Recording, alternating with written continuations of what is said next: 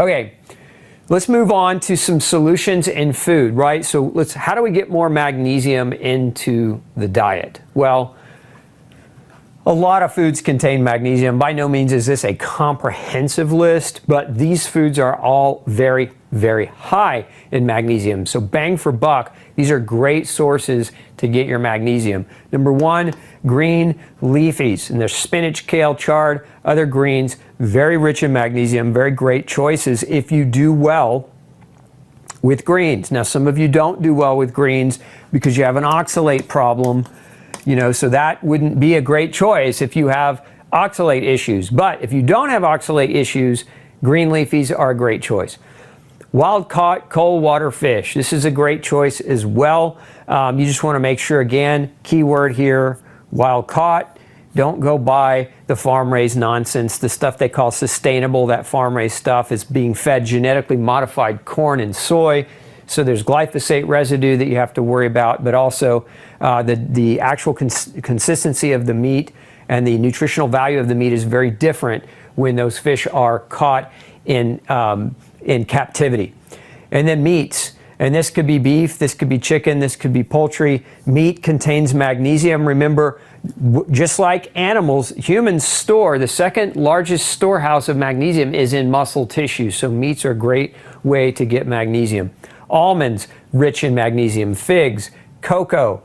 Again, what you got to worry about here, caffeine. So if you're having problems with caffeine or getting too much caffeine, I don't want you to think, oh, I'm just going to eat tons of cocoa to get all my magnesium, because then you create that caffeine diuresis effect, causing a loss of magnesium. But reasonably, eating some cocoa in the diet will get you some magnesium. This is one of the reasons why a lot of women around their cycles crave chocolate. It's really what they're asking is for more magnesium. And then garlic is a great source, as well as pumpkin seeds. Fantastic sources, dietary sources of magnesium. So whether you're vegan, vegetarian, or carnivore, or somewhere in between, you've got a way to get magnesium in your diet. Now, let's talk about some of the supplemental forms of magnesium. And so there's a lot of different ones. This is by no means the all-in, be-all comprehensive list of all the different types, but these are just some of the different types that I want to talk about. So these ones here, citrate, malate, glycinate, and gluconate, these are all good sources. If you're looking at a supplement, these are all pretty good sources of magnesium. What's less effective, or I should say less bioavailable and is absorbed at much lower rates, magnesium chloride and magnesium oxide. And it's not that you can't use them. I say avoid it, but it's not necessarily that I'm saying you have to avoid it. It's just that pound for pound, the absorption of chloride and oxide are very, very poor. So you don't get, so if you're trying to take 200 milligrams of magnesium oxide, you don't get great absorption from it. So in a big way, you're losing out on how much you think you're getting because your body is less capable of absorbing it. And then over here, there's magnesium threonate. And this one I put up here because it's very unique in its property. Threonate is the carrier. And so what it does is it helps magnesium get through the blood-brain barrier. So it gets magnesium to your brain. And why would this be helpful? Well, if you struggle with sleep, magnesium can help support a good night's sleep. So magnesium threonate can really help those of you maybe who have some insomnia or maybe just have a difficult time falling asleep at night. This is a really great kind of magnesium to aid and to support your sleep. Now, additionally, there are a number of animal studies. I don't think we've seen great human studies yet, but there are a lot of animal studies on magnesium threonate for dementia, meaning it improves neurological function in animals and helps to improve the symptoms that they're experiencing of dementia. So threonate, because it can get past the blood-brain barrier, just a unique type of magnesium in that regard. And if you're looking, for any of these, we Gluten-Free Society, we have different versions of magnesium for different reasons. You can check those out. We'll put links, down below in the comments and in the description section. And then there's also magnesium in the form of Epsom salt. So that's misspelled. That should be M. Epsom salt baths. And so although some would argue that you don't absorb magnesium from Epsom salt baths, there have been 1 or 2 studies that do show absorption can occur. So you can get absorption through your water if you add enough Epsom salt to it. But there's no great studies that show kind of quantitatively how great that absorption works. But there's tons of anecdote of people using magnesium salt in their bath water and coming out of their bath water where their cramps are gone and their muscles are more relaxed and they're more ready for sleep. And of course, hot water can have an impact on those things as well. So is it the hot water or is it the magnesium? I would say it's probably a little bit of both, but it's a good way, in my opinion, if you're trying to get nice and relaxed and get your muscles that are tight and maybe tense and stiff to loosen up. It's a great way to do that. And the magnesium oils and lotions, there's not a lot of research here either, but there is a lot of anecdote that I have seen people where they have cramps and so they apply the magnesium oil, for example, on their feet, and then their foot stops cramping and then they can get a good peaceful night's sleep. So these are just, again, some of the generalized forms of magnesium that you can check out in terms of supplementation. So I always recommend you try your best to get it as much as possible from your food before, so don't ignore your food in lieu of supplementation. Try to get it through your food as well.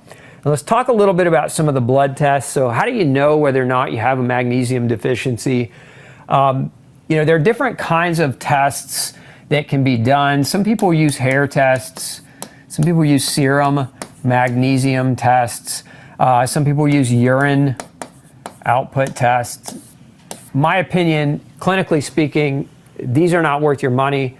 They're not really going to tell you much about your magnesium. If you really want to understand your magnesium in a deeper and a more accurate way, there's 2 types of tests that are better. One is the red blood cell test. And the good news here is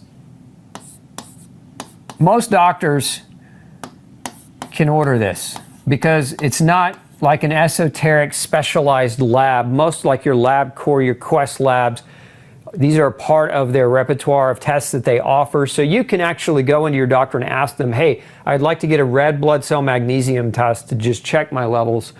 And generally speaking, the reference range on red blood cell magnesium is anywhere really between, like, depending on the lab. So this might change or vary depending on the lab, but like anywhere from like 3.8 to 7.5 milligrams per deciliter. And you definitely want to be, in my opinion, in that 4+ range. So if you get your result back and maybe you're on that lower end, you might consider with some magnesium supplementation. The other way to test your magnesium is through lymphocyte proliferation.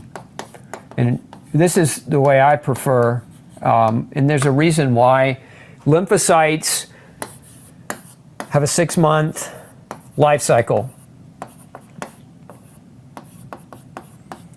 So, and red blood cells, by the way, have a 3 to 4 month life cycle, and that's why they're a good indicator of magnesium storage in the body, because you're not just looking. So when you look at hair, serum, or urine, more specifically when you're looking at serum and urine, you're looking at daily, what happened today? What was that daily intake or daily excretion? What did it look like? So you're looking at this like very, very short, it's a short snapshot based on recent intake, right? Recent meaning within the last day or two.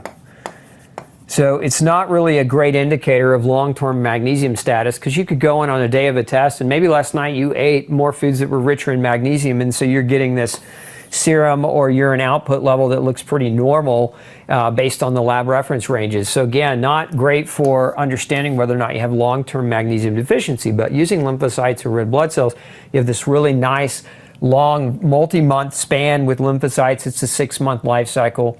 The other thing that's nice about lymphocyte proliferation, in my opinion, is that it's an outcomes test. So it's measuring whether or not your cells are capable of performing their function based on whether or not they have adequate quantities of magnesium storage. So it's not a test that compares you to other people. It's a test that actually looks at the growth of your own cells to see if they're able to grow based on whether or not they have enough magnesium.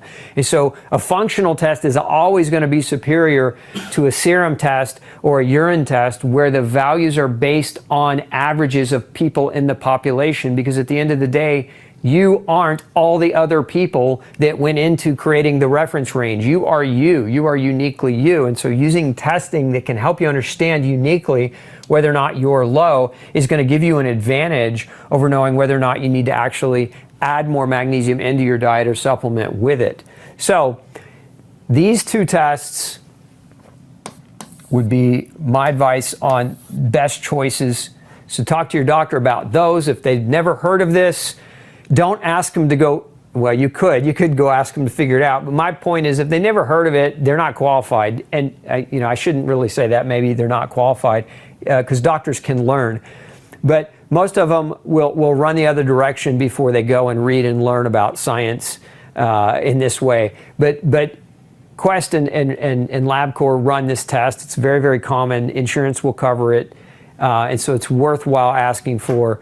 But again, lymphocyte proliferation, more accurate. If you can get that, definitely get it. If you have a doctor that knows what that is, you've got a really good doctor as it relates to nutrition. Remember, nutrition is a field of expertise, right? And so there aren't very many of us that are experts in nutrition. Very few doctors are. The average doctor that go through school takes less than 7 hours of nutritional coursework. And that's just not enough to be considered an expert. So keep that in mind. So if you've got a doctor who understands this, who's taken tremendous amounts of postgraduate coursework in nutrition and knows what they're doing, you've got a great doctor. Okay, so there is your course on magnesium. Again, don't forget, if we summarize, magnesium plays a role in 700 different functions. One. Number two, there are numerous different symptoms and illnesses that magnesium deficiency can cause. Many of these symptoms and illnesses are medicated. Many of the medications used to treat these symptoms and illnesses can cause magnesium deficiency, thus creating a trap for you to be stuck in. Don't get stuck in that trap. Make sure you're getting adequate magnesium, and if you're not sure, these are the blood tests that you can have done to check your levels to ensure you're getting adequate quantities. Look, I hope this video was helpful for you, and if it was, I would appreciate you sharing it with people that you love and care about. Remember, our mission here is to save 100 million lives. We're trying to expand and reach more people, and we do that with you. And other ways you can support us, hit that like button if you haven't already, and also hit that subscribe button if you want to get more great content just like this. And you can also support us by coming to glutenfreesociety.org. That's my hub, and you can check out the thousands of videos and articles and other information that we have there. It's all free for you. And if you're so inclined, support us by purchasing and using our certified gluten-free products of high quality and high caliber. Thanks so much for tuning in. We'll see you in the next show.